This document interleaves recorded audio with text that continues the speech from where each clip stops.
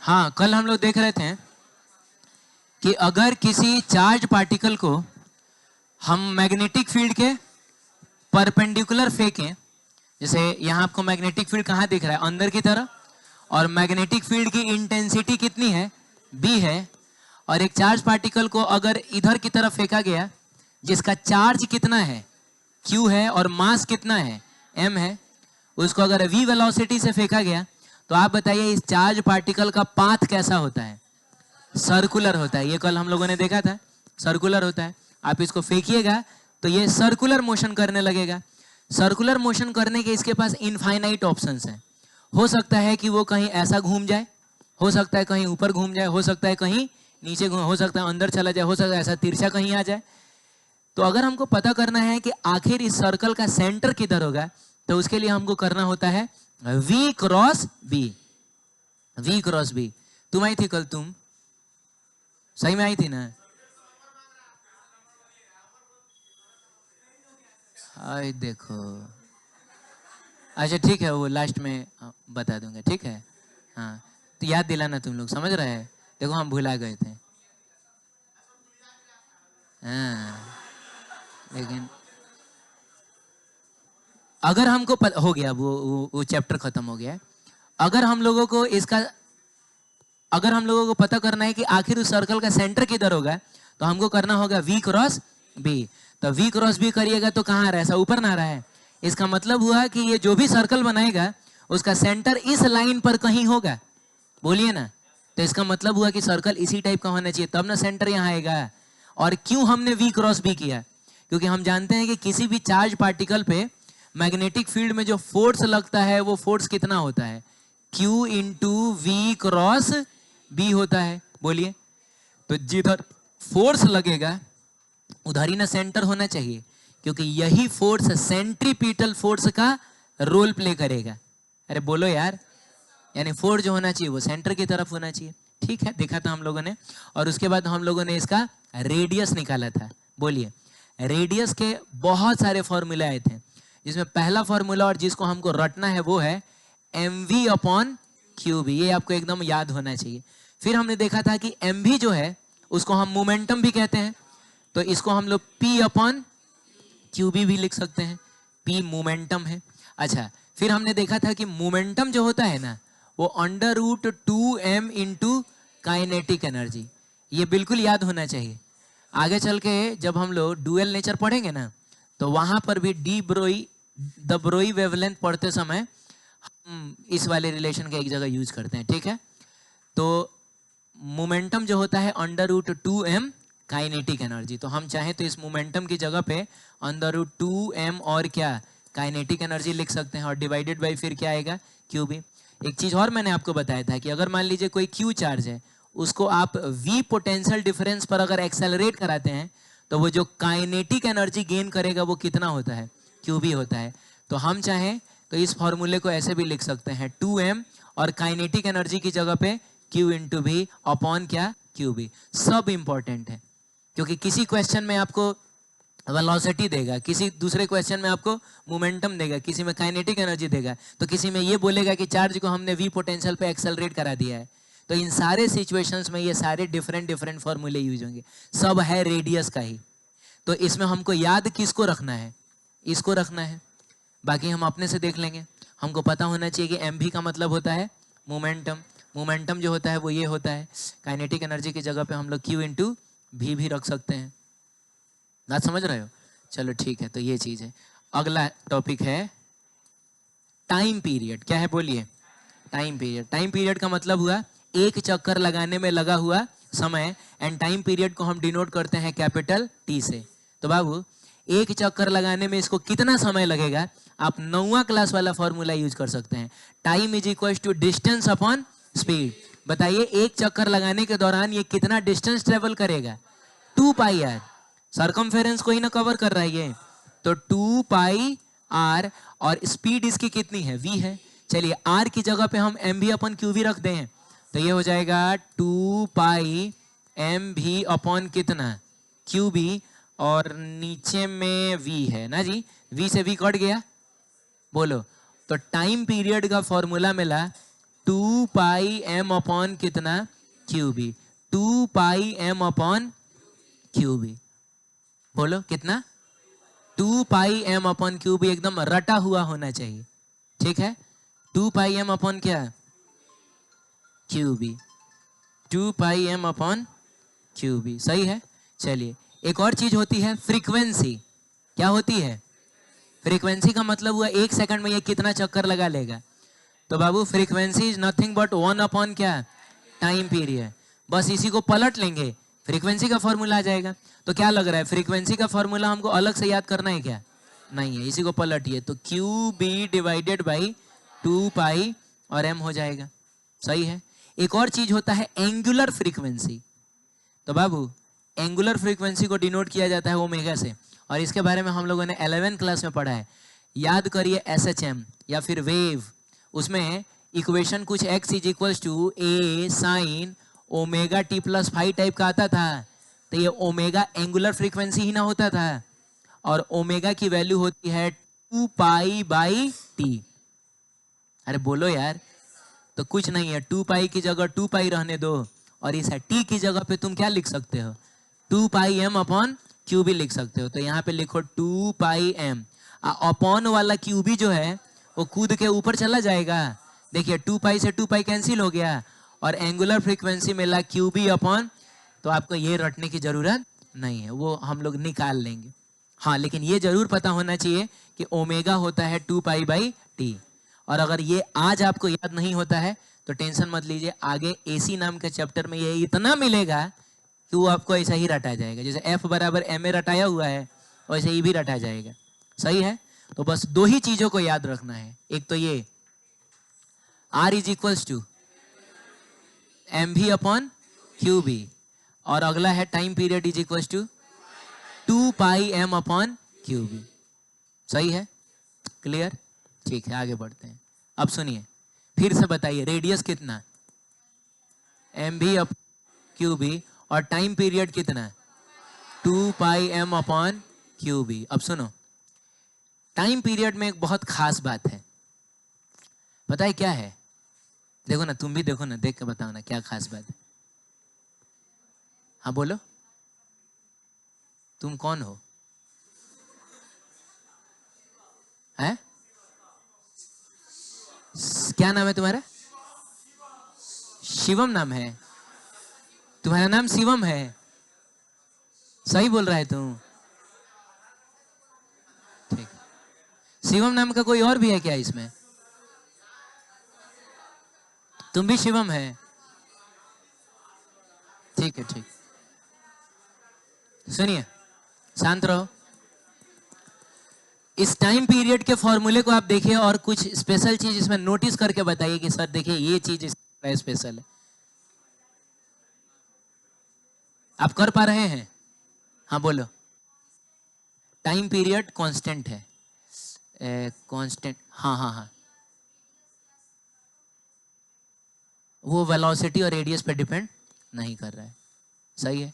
देखिए रेडियस जो है वो वेलोसिटी पे डिपेंड करता है, सुनो, वेलोसिटी जितना ज्यादा होगा रेडियस भी उतना ही, जैसे सुनो, मान लो कि मैंने धीरे से फेंका तो इतना बड़ा सर्कल बना के आ गया, अरे यार, लेकिन जब मैं जोर से फेंकूंगा ना तो ये थोड़ा बड़ा सर्कल बना के तब वापस आएगा, क्योंकि वेलोसिटी और रेडियस एक दूसरे के डायरेक्टली प्रोपोर्शनल है, आप समझ रहे हैं। लेकिन टाइम पीरियड वेलोसिटी पे डिपेंड नहीं करता है।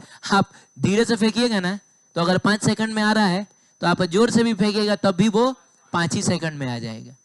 क्या आप इसके लिए कोई एग्जाम्पल देखना चाहते हैं, हैं? चलिए मैं आपको बताता हूँ, सुनिए, मान लीजिए कि मैंने किसी v वेलोसिटी से फेंक दिया, क्या बोलते हो, कैसे फेंक दिया, v वेलोसिटी से फेंक दिया, तो इसने जो सर्कुलर मोशन किया उसका रेडियस मान लीजिए कुछ r था, हे भगवान, ठीक है। तो मान लो ये जो सर्कमफेरेंस है वो कुछ कितना है बताओ, चलो c ले लेते हैं, क्या दिक्कत है, जा छोड़ो हटाओ, मान लो कि ये 5 मीटर पर सेकंड है, कितना है, सर्कमफेरेंस जो आ गया वो कितना आ गया, मान लो 50 मीटर आ गया, कितना आ गया, 50 मीटर, बोलो, ठीक है। तो बताओ ना कितना टाइम लगेगा बेचारे को यहां तक पहुंचने में, 5 मीटर पर सेकंड से चल रहा है तो 50 मीटर चलने में कितना समय लगेगा? 10 सेकंड लगेगा ना। ये मैंने एक एग्जाम्पल लिया। क्या लिया? एग्जाम्पल लिया, ठीक है। तो मान लीजिए कि ठीक है, इस एग्जाम्पल के हिसाब से 10 सेकंड में ये लौट के आएगा। अब मैंने स्पीड को 3 गुना कर दिया। अब लो, स्पीड को कितना कर दिया? 3 गुना। सेम पार्टिकल 3 गुना स्पीड से फेंका मैंने। ये देखिए, ये मैंने फेंक दिया अब इसको 15 मीटर पर सेकंड। आप बताइए, स्पीड 3 गुना तो रेडियस भी 3 गुना। नहीं होगा क्या? स्पीड 3 गुना तो रेडियस भी 3 गुना, क्योंकि दोनों एक दूसरे का डायरेक्टली प्रोपोर्शनल है। सुनिए, सर्कमफेरेंस होता है 2 पाई आर, रेडियस 3 गुना तो सर्कमफेरेंस भी 3 गुना। इसका मतलब होगा कि अब इसका जो नया सर्कमफेरेंस होगा वो पिछले वाले के रेस्पेक्ट में 3 गुना होगा। का मतलब कितना होगा? 150 मीटर नहीं होगा। अब तुम बताओ, 15 मीटर पर सेकंड से चल रहा है, 150 मीटर ट्रेवल करने में कितना समय लगेगा? नहीं समझ में आया? अरे 10 सेकंड ना लगेगा। अरे तुमको समझ में आया क्या? इसका मतलब हुआ कि स्पीड को आप कुछ भी रखिए, रेडियस बदल जाएगा लेकिन टाइम पीरियड नहीं बदलेगा। हुआ क्या? स्पीड 3 गुना हुआ, अरे तो डिस्टेंस भी तो 3 गुना है, इसीलिए समय सेम ही लगेगा। बोलिए ना, आप धीरे से फेंकिएगा और जोर से फेंकिएगा तो बताइए क्या होगा जो डिफरेंट होगा और क्या होगा जो सेम होगा? रेडियस डिफरेंट होगा, बोलिए, लेकिन टाइम सेम होगा। क्लियर है? तो टाइम पीरियड भी वेलोसिटी और रेडियस पे डिपेंड नहीं करता है। जाहिर सी बात है, फ्रीक्वेंसी भी वेलोसिटी और रेडियस पे डिपेंड नहीं करेगा। तो ये एक खास बात है, इसका ख्याल रखिएगा। सही है? चलिए अब जल्दी जल्दी क्वेश्चन का आंसर बता। एक मिनट थोड़ा दीजिएगा, इधर का ऑप्शन गड़बड़ा गया है। क्वेश्चन पढ़िए, जेई मेन 2005 का है ये। ऑप्शन नंबर ए जो है वो है 2 pi M Q divided by B. Option number B जो है वो है 2 pi Q square B divided by B, ऐसा करके है। हालांकि बी डिवाइडेड बाई एम होना चाहिए। हाँ, सी नंबर ऑप्शन है 2 pi Q B divided by M. And option number D जो है वो 2 पाई एम अपॉन कितना? Q B. हाँ, कौन सा ऑप्शन सही होगा? फॉर्मूला ही तो पूछा है, पढ़ना ना। बोल रहा है कि एम मास का पार्टिकल है जिसका चार्ज क्यू है और सर्कुलर पाथ पे घूम रहा है जिसका रेडियस कितना है? आर है। That is perpendicular to magnetic field. माने पार्टिकल का जो पाथ है वो मैग्नेटिक फील्ड के क्या है? परपेंडिकुलर है। Time taken by the particle to complete 1 revolution. तो एक चक्कर लगाने में जो समय लगता है वो होता है 2 pi M upon q B. आप ढूंढिए ऑप्शन नंबर कौन सा सही है। तो ऑप्शन नंबर डी सही है। ठीक है, चलिए इसका बताइए। सवाल लास्ट में पढ़ो, क्या बोल रहा है? फ्रीक्वेंसी ना बोल रहा है। और जाहिर सी बात है, सिचुएशन वही होगा जिसमें एक इलेक्ट्रॉन है तो चार्ज पार्टिकल ही ना है, जिसका मास m है और चार्ज कितना है? q है। और काइनेटिक एनर्जी कितना है? E है। काइनेटिक एनर्जी दिया हुआ है। हाँ, enters a uniform magnetic field B perpendicularly, then its frequency of rotation will be कितना? क्या लग रहा है? फ्रीक्वेंसी काइनेटिक एनर्जी पर डिपेंड करेगा क्या? जब माने कहने का मतलब है वेलोसिटी पे तो डिपेंड कर ही नहीं रहा है, तो काइनेटिक एनर्जी पे भी डिपेंड नहीं करेगा। तो हम जानते हैं फ्रीक्वेंसी का फॉर्मूला होता है टाइम पीरियड का उल्टा, का मतलब q B divided by 2 pi m. कोई ऑप्शन ऐसा हो तो बताओ। ऑप्शन नंबर बी सही है। ठीक है, ये बताइए जल्दी। सुनिए, करेंगे क्वेश्चन। एक चीज आप समझ लीजिएगा, 3 पार्टिकल्स बहुत इंपॉर्टेंट होते हैं। एक होता है प्रोटॉन। क्या है? प्रोटॉन। एक होता है अल्फा पार्टिकल और एक होता है बच्चों ड्यूटेरॉन। ये क्या है बताओ? ये है प्रोटॉन, ये है अल्फा पार्टिकल और ये है ड्यूटेरॉन। ड्यूटेरॉन है। ठीक है, हम इनके मास और चार्ज की बात करेंगे। तो प्रोटॉन का मास अगर m होता है तो अल्फा पार्टिकल का मास 4m होता है। ये हमने इलेक्ट्रोस्टैटिक्स में पढ़ा है। चलिए मैं बता भी दूंगा एक बार फिर से। लेकिन ड्यूटेरॉन का मास 2m होता है। ठीक, मतलब अल्फा पार्टिकल का मास प्रोटॉन से डबल होता है, सॉरी 4 टाइम्स होता है, और ड्यूटेरॉन का मास प्रोटॉन से डबल होता है। रही बात चार्ज की, तो प्रोटॉन के चार्ज को हम लोग ई से रिप्रेजेंट करते हैं। ई का मतलब होता है 1.6 इंटू 10⁻⁻19 कूलम। अल्फा पार्टिकल का चार्ज होता है 2e, और ड्यूटेरॉन का चार्ज होता है e। यानी ड्यूटेरॉन और प्रोटॉन का चार्ज सेम होता है, लेकिन मास में ड्यूटेरॉन डबल होता है। ठीक है, प्रोटॉन तो प्रोटॉन है, आप सब लोग जानते हैं। अल्फा पार्टिकल होता है हीलियम का न्यूक्लियस। अल्फा पार्टिकल कुछ और नहीं, ये क्या होता है, ये एक्चुअली He2+ होता है, हीलियम का न्यूक्लियस होता है। और आप जानते हैं हीलियम के न्यूक्लियस में कौन कौन लोग रहते हैं? 2 प्रोटॉन्स और 2 न्यूट्रॉन्स। अरे बोलो ना। और प्रोटॉन और न्यूट्रॉन का मास लगभग लगभग सेम होता है। तो ये बस एक प्रोटॉन है बाबू। तो ऐसा ऐसा इसमें कितने लोग हैं? 4 लोग हैं। अरे यार, तो इसका मास अगर m तो इसका मास कितना? 4m हो जाएगा। अच्छा, चार्ज के लिए इसके पास 2 प्रोटॉन ही ना है। अरे यार, इसके पास आखिर चार्ज आया किसकी वजह से? प्रोटॉन्स की वजह से। तो 2 प्रोटॉन है तो चार्ज 2 ही ना होगा। तो मास में होगा प्रोटॉन से 4 गुना, लेकिन चार्ज में होगा बस 2 गुना। क्लियर है? इसको डॉट डॉट से ना दिखा के, रुकिए मैं इसके बीच में ऐसा प्लस बना देता हूं, इससे आपको समझ में आएगा कि ये लोग कौन कौन लोग हैं। ये प्रोटॉन्स हैं, है कि नहीं?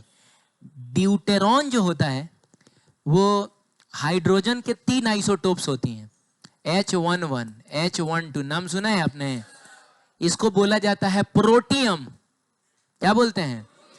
प्रोटियम का न्यूक्लियस प्रोटॉन होता है।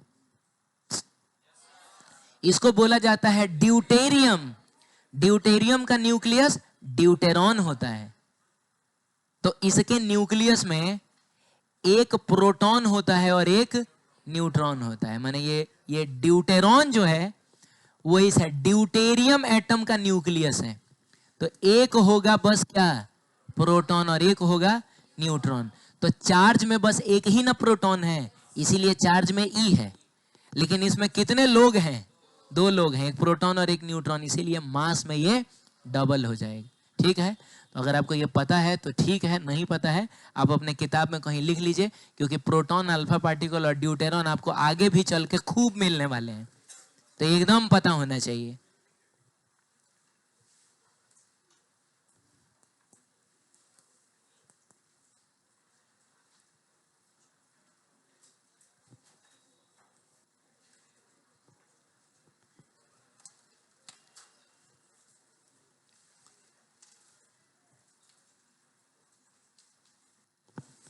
हाँ, किससे मैंने अभी फाइन लिया इधर? तुम लोग लिखो अपना, बोलो। तुम रोल नंबर बोलेगी? 9। तुम्हारा? 17, 78, 78, 78। हाँ ठीक है।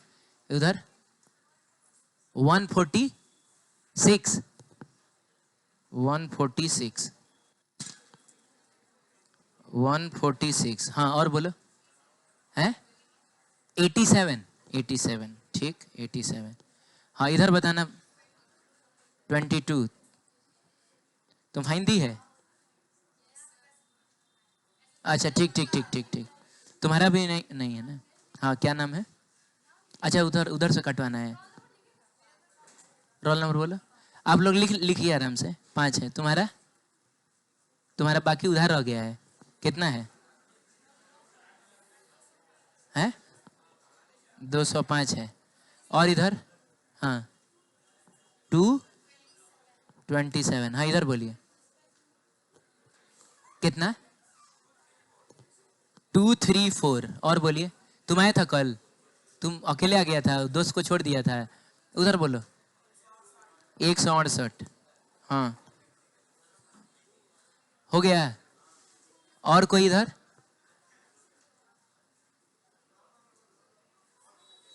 157, 157। तुम भेज दिया? लास्ट में तुम भेजेगा। ठीक है चलो। और बताओ कितना? 211। ठीक, चलिए हो गया। ये आपने लिखा क्या? ये आपको समझ में है कैसे कैसे हुआ है? याद रखिएगा इस डेटा को। और अब आइए क्वेश्चन पर हम लोग वापस आ जाते हैं। कहता है अ प्रोटॉन एंड एन क्या, alpha particle enters in a uniform magnetic field with same velocity. दोनों का वेलोसिटी सेम है, very good. The time period of rotation of alpha particle will be.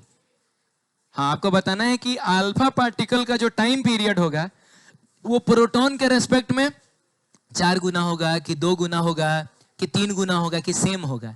तो पहले बताइए प्रोटॉन का टाइम पीरियड क्या होगा?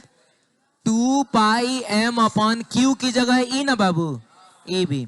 और बताइए अल्फा पार्टिकल का टाइम पीरियड क्या होगा? 2 पाई और एम की जगह पे 4m और क्यू की जगह पे 2e। समझ में आ रहा है तुमको? अरे मैं 2 पाई एम अपन क्यू भी लिख रहा हूं, तो m की जगह 4m और q की जगह 2e, और ये हो जाएगा आपका b। अभी बताइए इससे ये कैंसिल होगा कितनी बार में? 2 बार में जाएगा, बोलिए ना। तो ये 2 इंटू 2 पाई एम अपॉन क्या, ई बी आ गया। 2 pi M upon E B जो है वो टाइम पीरियड ऑफ प्रोटॉन है। तो हम लिख देंगे 2 इंटू टाइम पीरियड ऑफ क्या, प्रोटॉन। तो time period of alpha particle time period of proton का डबल होगा। एकदम फॉर्मूला पुटिंग है, ये कुछ नहीं है इसमें। चलिए, तो इसका सही आंसर क्या होना चाहिए? 2 टाइम्स दैट ऑफ दी, बोलिए, प्रोटॉन। सही है, आगे बढ़े।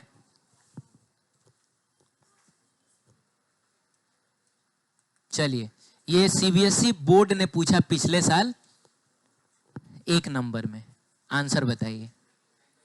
चलिए, आपका आया है, आप ही का पेपर में अभी आ गया है, देखिए। 9/8 आ रहा है। देखते हैं, चेक करते हैं। कोई है जो अभी ट्राई कर रहा है? हाँ, करिए।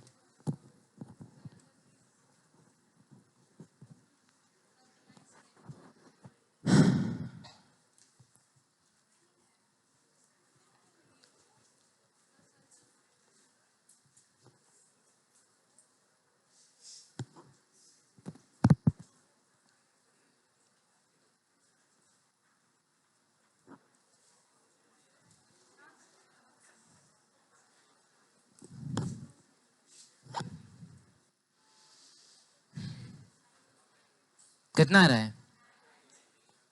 बोलो बाबू। 9/8 आ रहा है। चेक करते हैं, ठीक है। क्या कहता है? प्रोटॉन है and an alpha particle move in a circular orbit of uniform magnetic field, their speeds are in the ratio of क्या, 9:4। तो बाबू स्पीड ऑफ प्रोटॉन लिया जाएगा अगर 9v जा, अरे ऐसा ही ना करते हैं हम लोग। तो बताइए स्पीड ऑफ अल्फा पार्टिकल हम क्या लेंगे? हम 4v लेंगे। हमको रेशियो किसका चाहिए? रेडियाई का, यानी रेडियस का रेशियो चाहिए। तो बताइए रेडियस ऑफ प्रोटॉन अगर आपको लिखना होगा तो आप लिखिएगा एम भी, ना सॉरी एम भी, भी की जगह कितना, 9v ना जी, और डिवाइडेड बाई क्यू बी। तो प्रोटॉन का चार्ज होता है E और मैग्नेटिक फील्ड है B। दिया है? नहीं दिया है, अपने से मैग्नेटिक फील्ड B मान लेते हैं। अब आप बताइए रेडियस ऑफ अल्फा पार्टिकल क्या होगा? M v upon q B. M की जगह पे 4m। अरे यार, अल्फा पार्टिकल का मास प्रोटॉन के मास से 4 गुना ना होता है, तो 4m। चलिए, वेलोसिटी की जगह पे कितना है?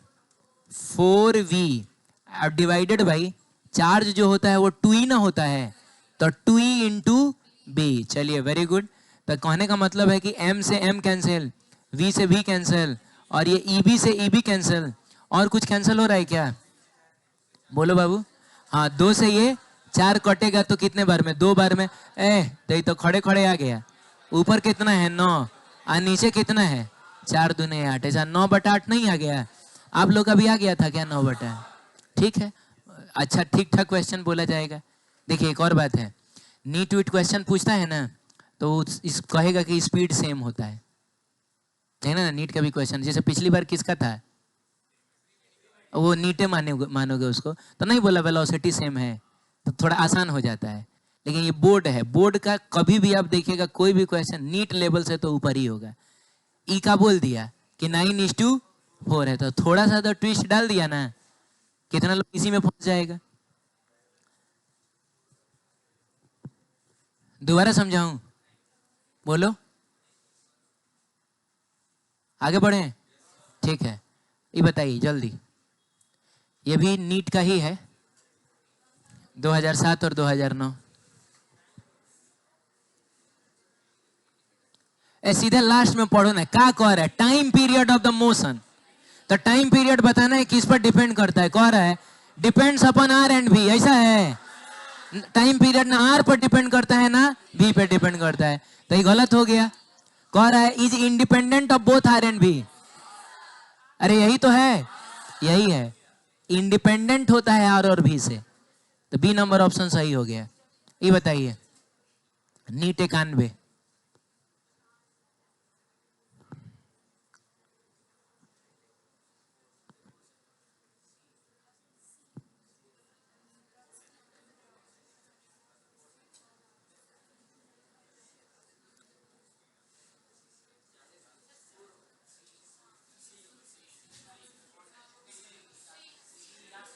क्या बोलते हो? ऑप्शन नंबर सी सही है। चलो देखते हैं, कह रहा है a uniform magnetic field acts at right angles. Right angles का मतलब क्या हुआ? Perpendicular to the direction of motion of क्या? इलेक्ट्रॉन। माने वेलोसिटी के परपेंडिकुलर मैग्नेटिक फील्ड है, तो अगर वेलोसिटी के परपेंडिकुलर मैग्नेटिक फील्ड कंफर्म है, पाथ कैसा होता है? सर्कुलर होता है। As a result the electron moves in circular path. बता भी दिया कि रिजल्ट ये आया कि वो सर्कुलर पाथ, और रेडियस बेचारे का कितना? 2 सेंटीमीटर। तो इलेक्ट्रॉन सर्कुलर मोशन करने लगा, रेडियस आ गया 2 सेंटीमीटर का। कह रहा है speed of electron is doubled, speed को डबल कर दिया गया। बताइए पाथ के रेडियस पर क्या असर पड़ेगा? तो सुनिए ना, रेडियस का फॉर्मूला है mv अपॉन क्यू बी। अगर वेलोसिटी डबल तो रेडियस भी डबल, क्योंकि दोनों एक दूसरे के डायरेक्टली प्रोपोर्शनल है। तो क्या हम इसको बनाने जाएंगे? तो हम देखते बताएंगे कि वेलोसिटी डबल रेडियस भी डबल का मतलब आंसर क्या होगा? 4 सेंटीमीटर हो जाएगा। एकदम सही बोल रहे हो, ठीक है। चलो ये बताओ,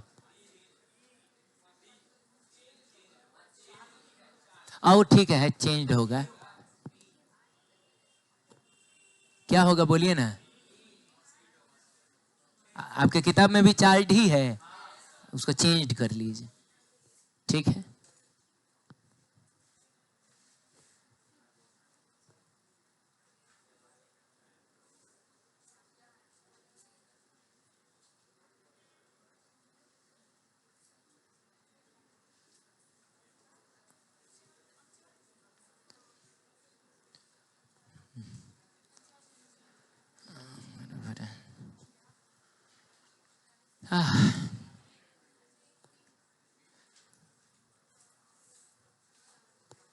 अच्छा बताओ बच्चों, पहले एक चीज बताओ।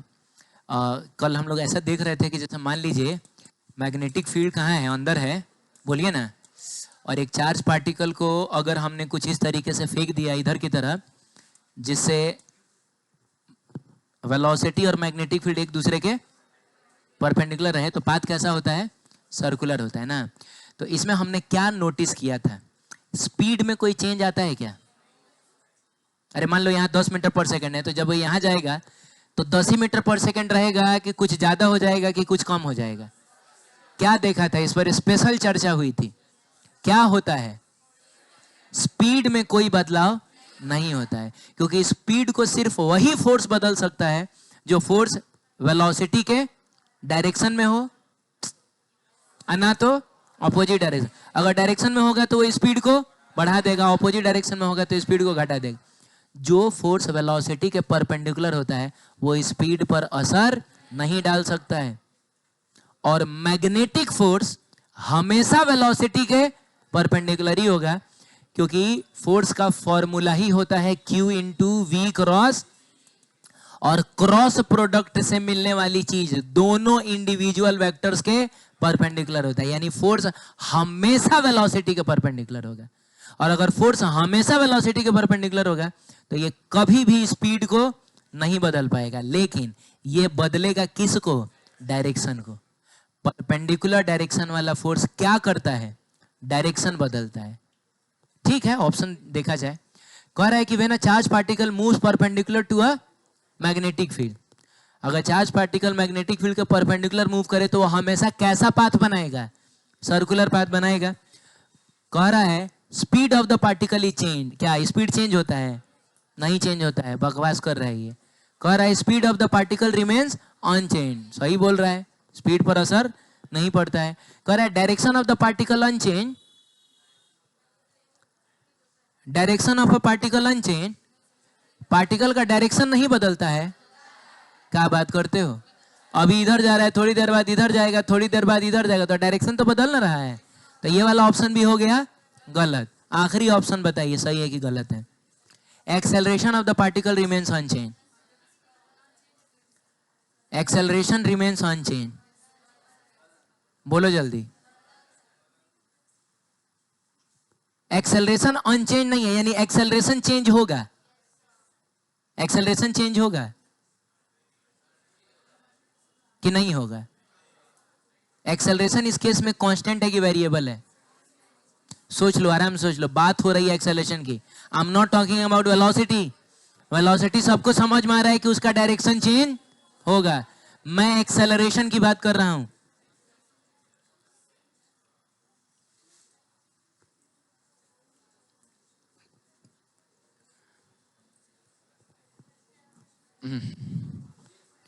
बोलो एक्सेलरेशन चेंज होगा कि नहीं?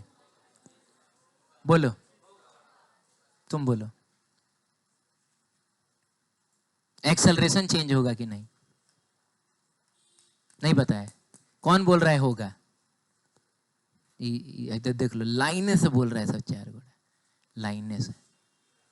ये सब वास्तु के हिसाब से सब होता है। नहीं, उधर से भूमध्य रेखा गुजर रही होगी। हाँ, कर्क रेखा वाला भी हाथ उठाया ऐसा होगा। तुम एक्सप्लेन करेगा ना, हाथ गिरा, एक्सप्लेन करोगे? एक्सप्लेन करो क्यों एक्सेलरेशन का डायरेक्शन चेंज होगा। एफ बराबर एम है। बहुत बढ़िया, वेरी गुड। एफ बराबर कितना? एम है। एफ एफ बहुत बढ़िया, वेरी गुड। जो मैं सुनना चाह रहा था तुमने एग्जैक्टली वही बताया। Very good, very good, very good, very good. ताली बजाइए इसके लिए, ताली बजाइए। अरे रुकिए रुकिए, ताली से कहने। कोई कोई चॉकलेट लेके आया? कोई चॉकलेट? हो गया हो गया। नहीं नहीं नहीं नहीं, ऐसा मत करिए ना। आप जानते हैं कि उतना पैसा इकट्ठा हुआ है वो आपको देने के लिए थोड़े हुआ है। कोई चॉकलेट लेके आया है? मैं पैसा दूंगा अभी उसका। कोई लेके आया है? निकालिए। हैं? पक। अच्छा, उसी से काम चलेगा। फेंको, ले लो ले लो। ले लो।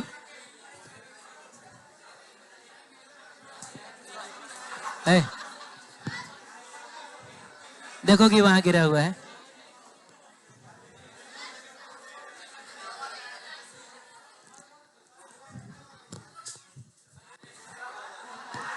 ए, मारेंगे। हाँ, यहाँ यहाँ।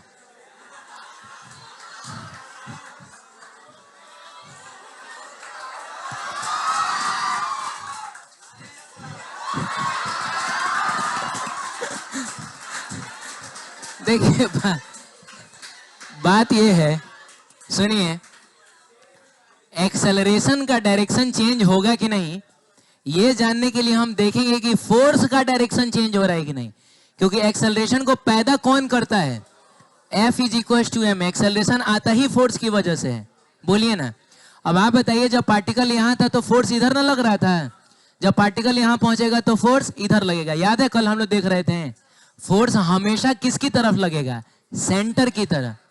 तो जब फोर्स अपना डायरेक्शन बदल रहा है, बोलो, तो एक्सेलरेशन का भी डायरेक्शन चेंज होगा ना। तो सही सोचना चाहिए इंसान को। तो ये भी गलत हो गया, क्योंकि ये कह रहा है कि एक्सेलरेशन का डायरेक्शन चेंज ही नहीं होगा। क्या बात करते हो? एक्सेलरेशन भी तो अपना डायरेक्शन लगातार बदल रहा है, और इसी एक्सेलरेशन को तो हम लोग सेंट्रीपिटल एक्सेलरेशन कहते हैं। तो सही ऑप्शन कौन सा रहेगा? B number option. ठीक है, चलिए। ये कौन पूछा है? एनसीईआरटी पूछा है। तो देखते हैं क्या कहता है। What is the racy what is the मैंने हमको रेडियस निकालना है ना जी, of path of an electron, उसका मास दे दिया है, बोलो, और चार्ज भी दे दिया है 1.6 इंटू 10⁻⁻19 कूलम। हो गया ना? अरे मास दे दिया और क्या दे दिया? चार्ज दे दिया, स्पीड भी तो दे दिया, यानी वेलोसिटी दे दिया। ये हमको m दे दिया, ये हमको q दे दिया, ये हमको v दे दिया, और मैग्नेटिक फील्ड ये हमको b दे दिया। तो सब दे ये दिया, तो हमसे r नहीं निकलेगा। What is the formula? mv upon Q. अरे इतना तो करोगे ना यार। m की जगह जो मास दिया है वो रख देना, v की जगह वेलोसिटी रख देना, q की जगह चार्ज, हो जाएगा।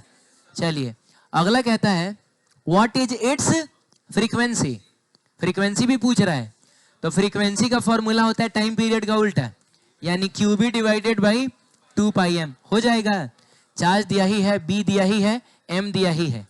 ठीक है, एनसीईआरटी का क्वेश्चन है, थोड़ा सा कैलकुलेशन होगा इसमें, तो आप ऑब्वियसली कैलकुलेटर यूज कर लीजिएगा। हाँ इतना याद रखिएगा, किसी भी एग्जाम में बहुत घटिया कैलकुलेशन आपको नहीं देगा, लेकिन एनसीईआरटी घटिया कैलकुलेशन देता है। कहे कि वो एक्सपेक्ट करता है कि घर पे आप बना रहे होंगे तो आप कैलकुलेटर यूज कर सकते हैं। ठीक है, चलिए अगला कहता है calculate its energy in kilo electron volt. Oh my God, इसका नाम सुने हो? इलेक्ट्रोस्टैटिक्स में मैंने बताया है electron volt is a unit of क्या? एनर्जी। एंड 1 इलेक्ट्रॉन वोल्ट होता है 1.6 इंटू 10⁻⁻19 जूल।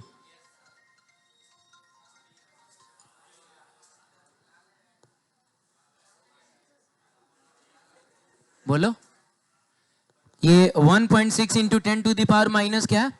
19 जूल। तो सुनिएगा, हमको इसकी एनर्जी बतानी है, किसमें? किलो इलेक्ट्रॉन वोल्ट में।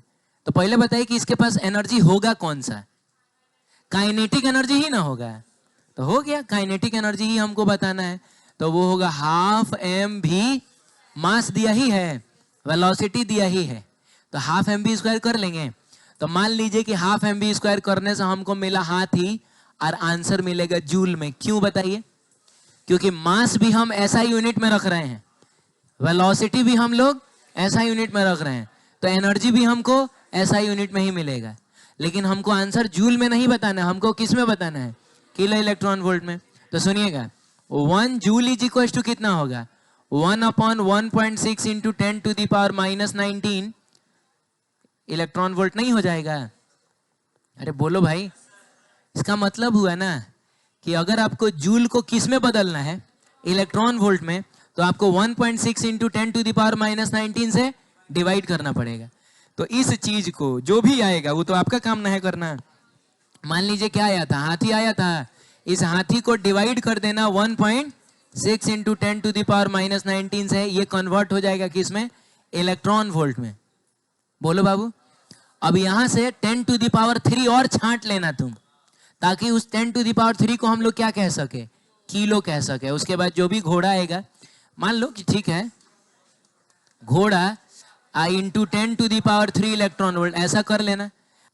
इसको हम लोग किलो इलेक्ट्रॉन वोल्ट नहीं बोल देंगे, तो मेन हमको निकालना क्या है?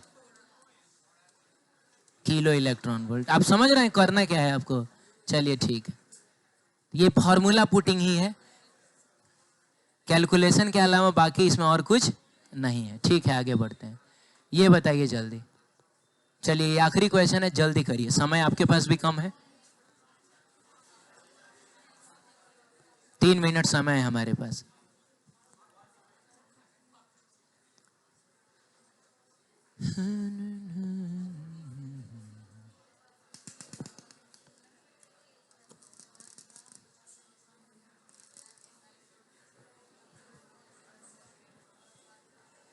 देखिए संडे का फाइन जो रहेगा वो 50 रुपया रहेगा। ठीक है, कल संडे ना है, संडे नहीं, संडे को 2 घंटा ना, तो अब मान लो 40 रुपया तुमको खुद अच्छा नहीं लगेगा,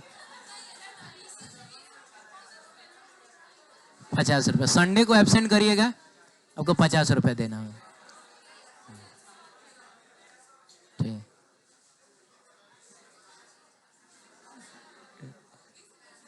150 रुपया देगा, ठीक है,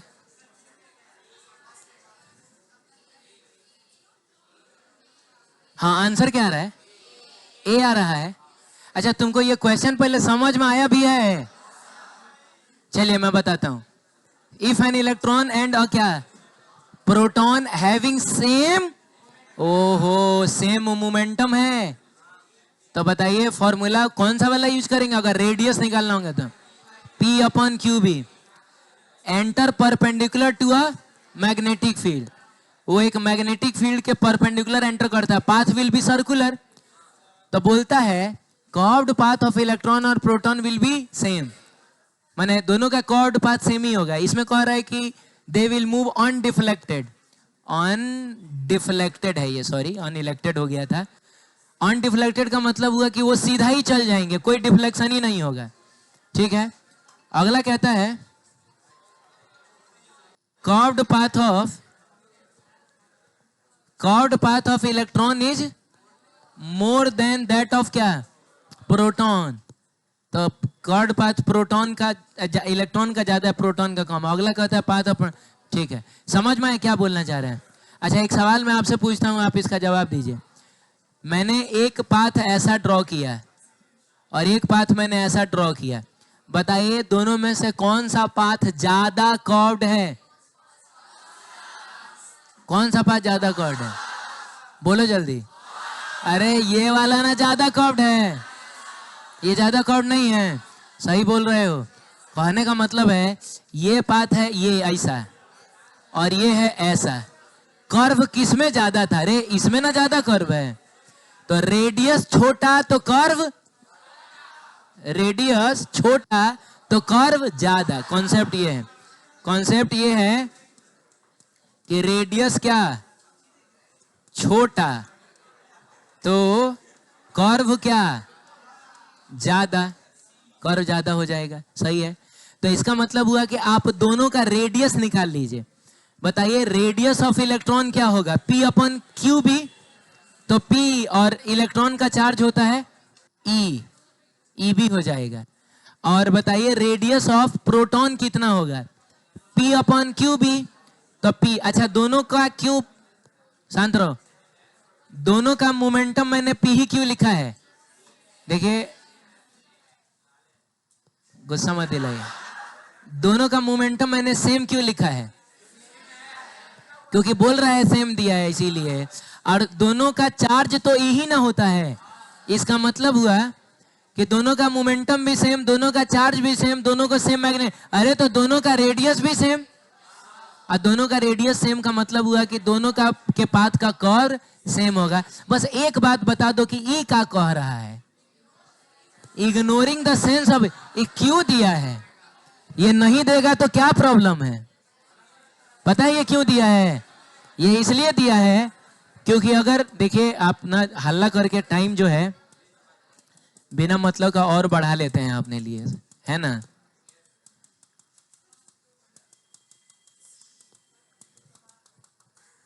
ठीक है, मैं कह रहा था कि अगर मेरे पास एक प्रोटॉन है, प्रोटॉन है और क्या है एक इलेक्ट्रॉन है, और दोनों को अगर मैंने फेंका है ना, तो बाबू प्रोटॉन पे फोर्स लगता है V क्रॉस B के डायरेक्शन में, तो ये इधर की तरफ मुड़ जाएगा, और इलेक्ट्रॉन पे फोर्स लगता है V क्रॉस B के, तो V इधर है B अंदर है, V क्रॉस B के ऑपोजिट, ये इधर की तरफ मुड़ जाएगा, लेकिन दोनों का रेडियस होगा सेम। सही है ना? तो ये पता है क्या बोल रहा है कि इस बात को इग्नोर कर दीजिएगा कि इनका सेंस ऑफ रिवॉल्यूशन कैसा है, क्योंकि इसका सेंस ऑफ रिवॉल्यूशन है एंटी क्लॉकवाइज और इसका है क्लॉकवाइज, तो इस चीज को इग्नोर करना है, यानी हमको बस सही में रेडियस ही भर बताना है। सही है, तो दोनों का रेडियस सेम होगा का मतलब दोनों का पाथ सेम कर्व्ड होगा। चलिए भाग जाइए, भेज दो अभी।